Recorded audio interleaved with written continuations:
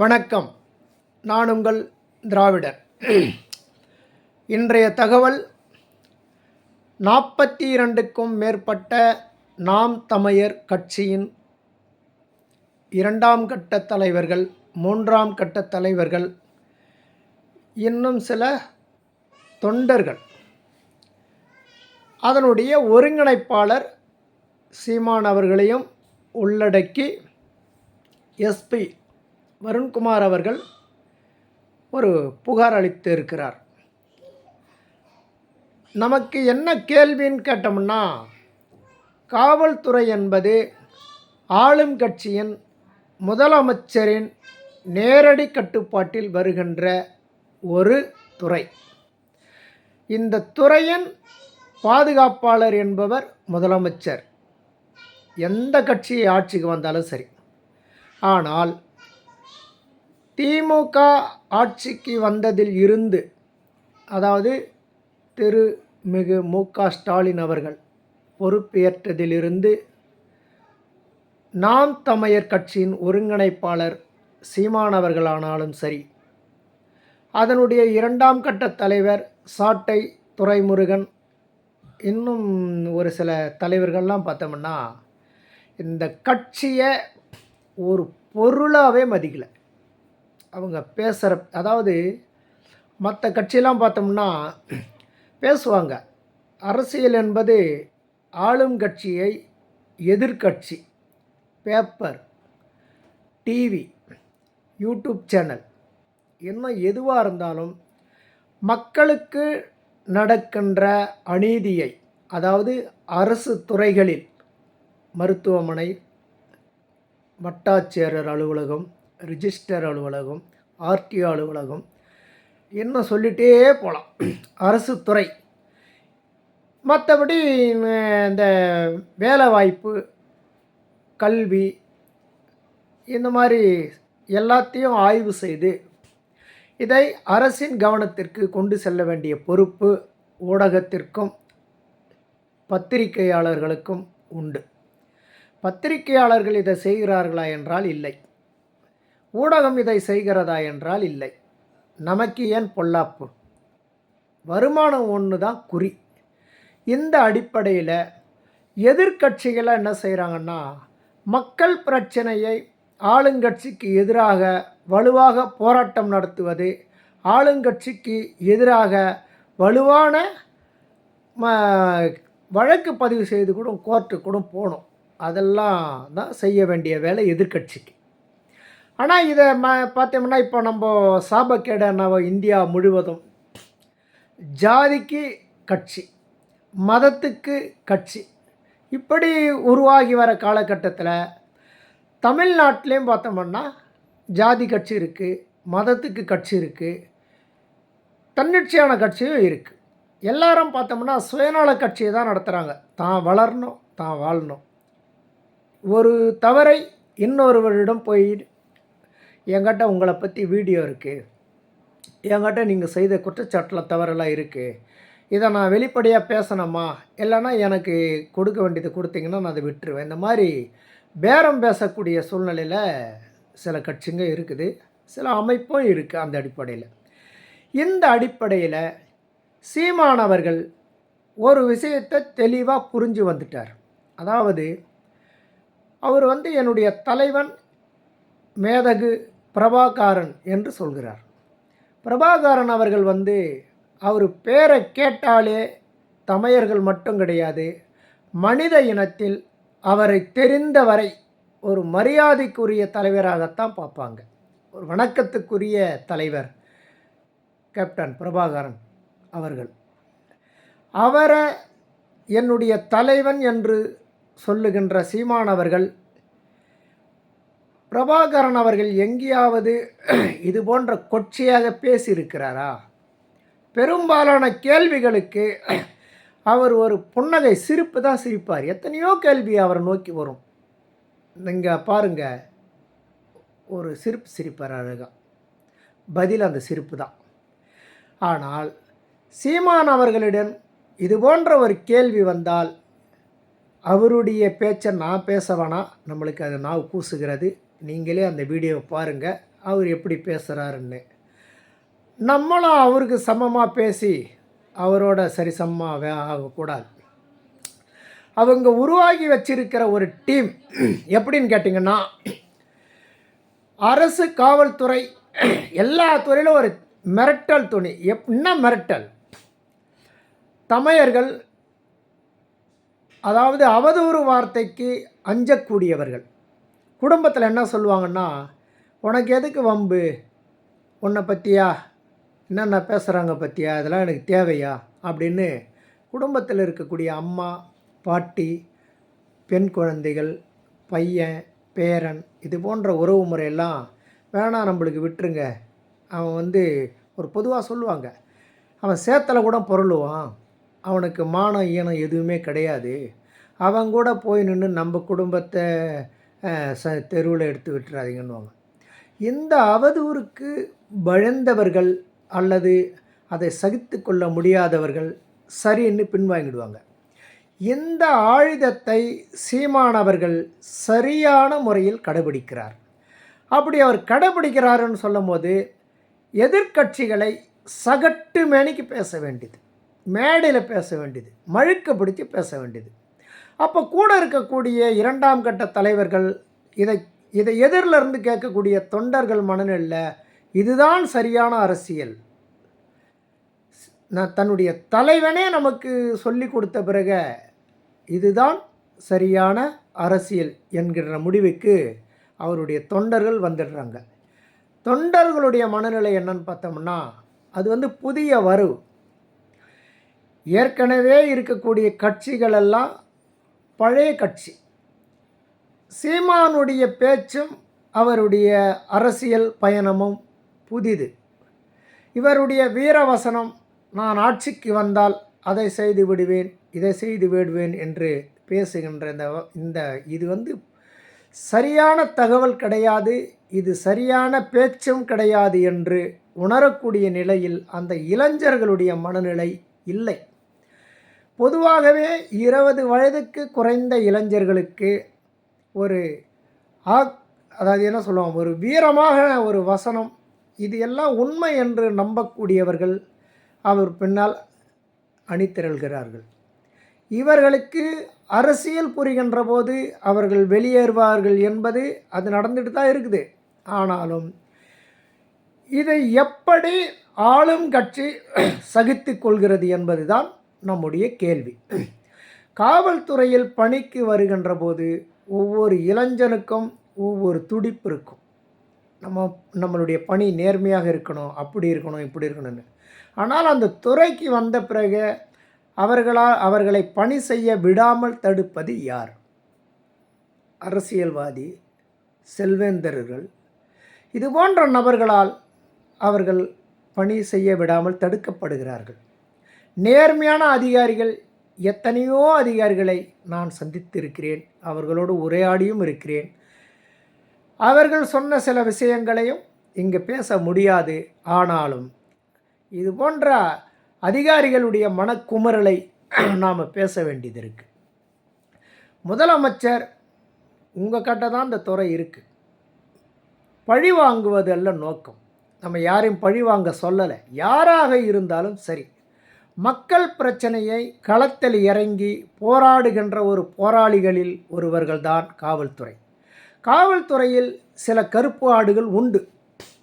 ஒவ்வொரு அரசியல் கட்சிக்கும் காவல்துறையில் ஜாதி வெறி இருக்கிறதானா இருக்குது.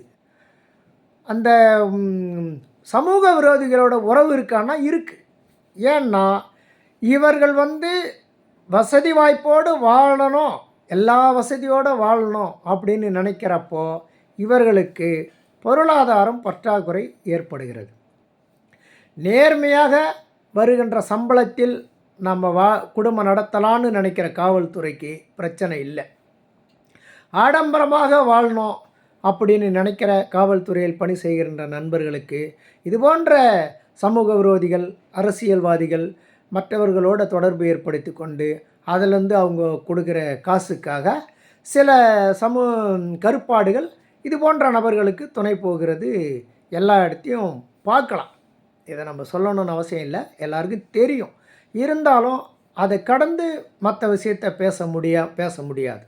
அதுபோலத்தான் இன்றைக்கி சீமான் அவர்கள் இவ்வளவு தைரியமாக பேசுகிறாருன்னு சொன்னால் என்ன காரணம் சொல்லுங்கள்? அதாவது அந்த கட்சியில் இருக்கிற அத்தனை பேருமே காவல்துறையில் வேலை செய்கிறவங்கள ஆபாசமாக பேசணும்னா அந்த குடும்பத்தில் இருக்கிறவங்க பெரிய அளவில் மன உளைச்சலுக்கு ஆளாகுவாங்க.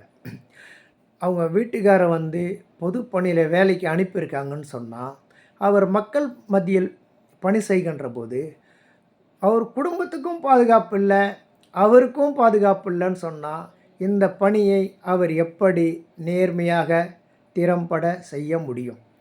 பொதுவாக சொல்லுவாங்க, போலீஸ் ஸ்டேஷனா அங்கே போனால் நம்மளுக்கு எந்த அளவுக்கு மரியாதை இருக்குன்றத வெளியே மக்கள் பேசுகிறது தான். அங்கே போனால் டாட் போட்டுன்னு அவங்க ஒரு அதாவது மனிதர்களுக்கு உரிய மரியாதை கொடுக்க இடமாக அது இல்லை. நம்ம ஒரு புகார் கொடுக்க போனோம்னா கூட உட்காருன்னு சொல்ல மாட்டாங்க. நம்ம என்னவோ அவங்க வீட்டு வேலைக்கார மாதிரியும் நம்மளை ஒரு குற்றவாளி மாதிரியே தான் அவங்க நடத்துவாங்க அப்படின்ற மாதிரி பேச்செல்லாம் மக்கள் மத்தியில் இருக்குது. அந்த அடிப்படையில் நம்ம எல்லா காவல்துறையும் நேர்மையானவர்கள் என்று சொல்ல வரல. ஆனால் நேர்மையாக பணி செய்ய வேண்டும் என்று நினைக்கின்ற காவல்துறையை பொதுமக்களும் ஆதரிக்க வேண்டும், அரசும் அவர்களுக்கு உரிய பாதுகாப்பு கொடுத்து ஊக்கமளிக்க வேண்டும். அதாவது பேசுவது நமக்கு ஒரு தகவல் உண்டு, குற்றம் செய்தவனை விட குற்றம் செய்ய தூண்டியவன் ஆபத்தானவன் அப்படின்னு சொல்லுவாங்க. சீமான் அவர்கள் மேடைக்கு மேடை மழுக்க பிடிச்சி என்னை அரெஸ்ட் பண்ண முடியுமா? ஏதோ என் மேலே கை வச்சுப்பார், என் தம்பி சாட்டையை அரெஸ்ட் பண்ணிட்டீங்கல்ல, என் மேலே கை வச்சுப்பார், இதான் நான் பாடுறேன் அப்படின்னு சொல்லிட்டு ஒரு பாடலை, சண்டாளன் கருணாநிதி என்ற பாடலை அவர் பாடுகிறார்.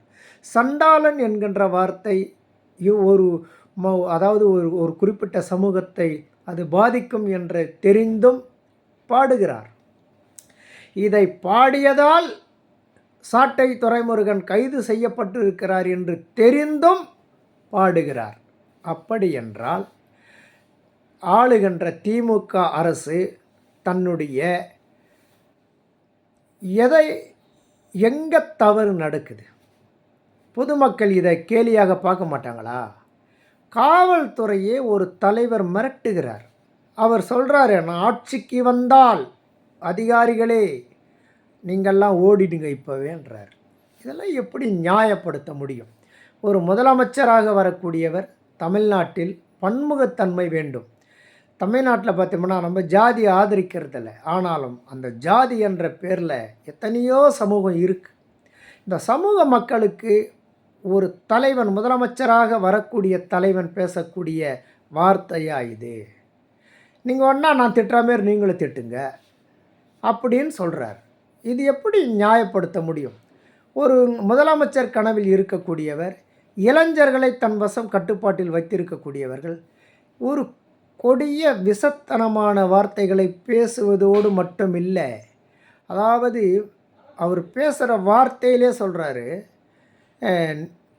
நான் பொறுப்பல்ல அப்படின்ற மாதிரிலாம் பேசுகிறார். பல விஷயத்தை பேசிட்டு உடனே மன்னிப்பும் கேட்குறார். இவங்களுக்கு இந்த சட்டத்தில் நீ எதை வேணும்னாலும் பேசலாம், உனக்கு பேச்சு உரிமை உண்டு, நீதிமன்றத்தில் போன உடனே உன்னுடைய வழக்கறிஞர் திறமையாக வாதாடினால் உனக்கு விடுதலை உண்டு, மன்னிப்பு கேட்டு விட்டால் நீ விடுதலை. இதுக்கு முன்பு எத்தனையோ தலைவர்கள், இது பிஜேபியில் இது சர்வசாதாரணம். ஆனால் இதில் ஒரு முக்கியமான விஷயத்தை நம்ம கவனிக்கணும். பிஜேபி ஆட்சியில் இல்லாத போது இது போன்ற பேச்சையும் இது போன்ற செயல்பாடுகளையும் அந்த கட்சி தலைவர்கள் பேசுவதில்லை. இதை நன்றாக கவனிக்கணும். இந்த 15 வருஷம் ஆட்சியில் பிஜேபி இருக்கிற காரணத்தினால அதனுடைய தலைவர்கள் பேசிட்டு வராங்க, நம்ம கட்சி மேலே இருக்குது, நம்மளை அது காப்பாற்றிடும், நமக்கு பாதுகாப்பு கொடுக்கணும். ஆனால் சீமான் அவர்கள் பிஜேபியும் எதிர்த்து பேசுகிறார், தமிழ்நாட்டில் ஆளுகின்ற திமுகவை எதிர்த்து பேசுகிறார், மற்ற கட்சியை சீண்டுவார். ஆனால் திமுகவை பகிரங்கமாக எதிர்த்து பேசுகிறார். என்ன காரணம்? இதை திமுக அரசு கவனத்தில் கொண்டு சரியான முறையில் நீங்கள் நடவடிக்கை எடுத்தால் மட்டுமே தனிப்பட்ட முறையில் ஒரு சீமான் தண்டிக்கப்பட வேண்டும் என்பதல்ல நமது நோக்கம். ஆனால் ஒரு கட்சியின் தலைவர் இப்படி இருந்தால், மாவட்டத்துக்கு மாவட்டம் இளைஞர் கூட்டத்தை தன் கட்டுப்பாட்டில் வைத்திருக்கக்கூடிய ஒரு தலைவர் இப்படி பேசினால், எதிர்காலம் என்பது பெரும் பிரச்சனையை சந்திக்க வேண்டிய நிலை வந்துவிடும். ஆகவே தமிழக காவல்துறையும் சரி, தமிழக அரசும் சரி, இது சட்டப்படியான நடவடிக்கை சட்டப்படி எடுத்து இது போன்ற தவறை இன்னொருவர் பேசக்கூடாது. நாகரிகமாக பேச வேண்டும், நாகரிகமாக விமர்சனம் செய்ய வேண்டும். குறிப்பாக மக்கள் பணி செய்கின்ற எவரையும் இழிவாக பேசக்கூடாது. காவல்துறையில் தவறு செய்பவர்கள் ஏராளமாக இருக்கிறார்கள். அவர்களை அடையாளம் கண்டு சட்டத்தின் முன் நிறுத்துங்கள், தவறில்லை. ஆனால் அவர்கள் குடும்பத்தை விமர்சனம் செய்வது, அவரை கொலை செய்து விடுவேன் என்று மிரட்டுவது, இதையெல்லாம் தவிர்க்க வேண்டும். இதை சட்டம் தன் கடமையை செய்யும் என்று, சட்டத்தின் ஆட்சி நடக்கும் என்று மீண்டும் ஒரு முறை முதலமைச்சர் அவர்களுக்கு கனிவான வேண்டுகோள். விமர்சனம் என்பதை நீங்கள் பொறுமை காப்பது நல்லதல்ல. உங்களுக்கு நல்லதில்லைன்றதில்லை நான் சொல்கிறது, தமிழ்நாட்டுக்கே நல்லது கிடையாது இந்த பொறுமை. ஏனென்றால் மக்களுக்கு அரசியல் தெரியல, அவங்கவுங்க குடும்ப பிரச்சனையில் ஓடிட்டுருக்காங்க. ஏதோ கொஞ்சம் பேர் தான் இந்த டிவியோ யூடியூப் சேனலையோ பார்க்குறாங்க. அவங்க மனசில் இந்த ஆட்சி கையால் ஆகாத அரசு என்ற முடிவுக்கு வந்துவிடக்கூடாது என்ற அக்கறையில் இந்த பதிவை நான் பதிவு செய்கிறேன். அதாவது எங்கள் தந்தை பெரியார் எவ்வளவு கஷ்டப்பட்டு பார்ப்பனியத்தை எதிர்த்து இந்த தீகா என்கின்ற அமைப்பை உருவாக்கி கொண்டு வந்தார். அந்த பள்ளிக்கூடத்தில் படித்த மாணவர்கள் பேரறிஞர் அண்ணா, மு. கருணாநிதி அவர்கள் உருவாக்கிய திராவிட முன்னேற்றக் கழகம் கட்சி. அந்த வழியில் வந்து அதன் பிறகு ஜெயலலிதா அவர்களானாலும் சரி, புரட்சித் தலைவர் எம்ஜிஆர் அவர்களானாலும் சரி, விமர்சனம் என்பது நேர்மையாக இருக்கணும், நாகரிகமாக இருக்கணும், வன்முறையாக இருக்கக்கூடாது. மக்கள் மன உளைச்சலுக்கு ஆளாகக்கூடாது. மக்கள் பணியில் பணியாற்றுகின்ற காவல்துறை, எனக்கு தெரிந்து நேர்மையான அதிகாரிகளை ஏராளமாக நான் பார்த்துருக்கிறேன். நேர்மையான கான்ஸ்டபிளை நான் ஏராளமாக பார்த்துருக்கேன். நேர்மையான டிரைவர், போலீஸ் ஜீப் டிரைவர்கள் நேர்மையானவர்கள். ஆனால் இதற்குள்ளே இருக்கக்கூடிய சிலர், அதாவது அவங்கள என்னன்னு சொல்கிறதுன்னு தெரியல. அது எல்லா டிபார்ட்மெண்ட்லேயும் இருக்குது, இந்த டிபார்ட்மெண்ட்லேயும் இருக்குது. அவர்களை களைந்து அந்த நேர்மையான அதிகாரிகளுக்கு பாதுகாப்பு கொடுக்க வேண்டியது, அவர்களை சட்டப்படி பணி செய்ய வேண்டும், அவர்களுக்கு உரிய பாதுகாப்பு கொடுக்க வேண்டியது. அதாவது எஸ்பி வருண்குமார் அவரே தன் மீது புகார் இருக்குன்னு அவர் புகார் பண்ணுற அளவுக்கு வராருன்னா, இது போன்ற கட்சி தலைவர்களை பற்றி சாதாரண மனிதர்களுடைய மனநிலை என்ன, எப்படி அஞ்சுவார்கள்? இவர்கள் கையில் ஆட்சியே போயிடுச்சுன்னு வச்சுக்கோங்க, யோசனை பண்ணி பாருங்கள். ஆட்சி இல்லை, ஒரு டெபாசிட் கூட வாங்கிறதில்ல எங்கேயுமே, ஒரு கவுன்சிலர் கூட இல்லைன்றது தகவல். இது போன்ற ஒரு பஞ்சாயத்து தலைவர் கூட கிடையாது. இது போன்ற ஒரு கட்சியின் தலைவர் இப்போதே ஒரு மிரட்டல் துணியில் பேசுவார் என்றால் அவர் மனநிலை சரியாகத்தான் இருக்கிறதா? யாருமே இப்படி பேச மாட்டாங்க. இது போன்ற நபர் இந்த 42 பேரையும் அவருடைய மனநிலை சரியாக இருக்கிறதா என்பதையாவது ஆய்வு செய்யணும். ஆய்வு செஞ்சு, அதாவது மன்னிப்பு கடிதம்லாம் கொடுத்தா மன்னிக்கக்கூடாது யுவரானர்.